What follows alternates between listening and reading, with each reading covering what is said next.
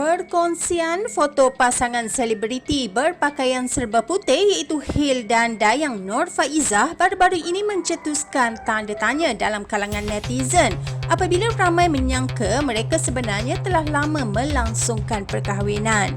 Jangan lupa subscribe Sourceful Channel, kemudian like dan tinggalkan komen-komen yang bermanfaat untuk bacaan semua orang dan nantikan pelbagai lagi berita-berita viral daripada politik, hiburan dan viral isu. Bye!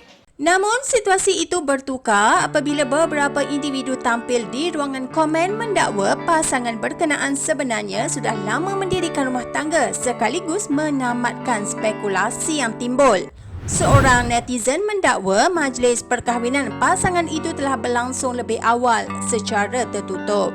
Dah lama kahwin, majlis kecil di rumah family Hil di Puncak Alam, tulis seorang pengguna media sosial. Dakwaan tersebut kemudiannya disokong oleh beberapa netizen lain yang turut mengesahkan perkara sama, malah menyatakan pasangan itu telah bergelar suami isteri sejak beberapa tahun lalu.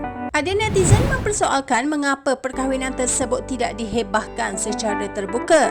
Namun, sebahagian lain tampil mempertahankan dengan menyifatkan ia sebagai hak peribadi pasangan terbabit.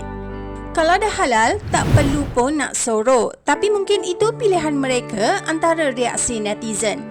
Setakat ini, tiada kenyataan rasmi dikeluarkan oleh pasangan terbabit bagi mengesahkan atau menafikan dakwaan tersebut.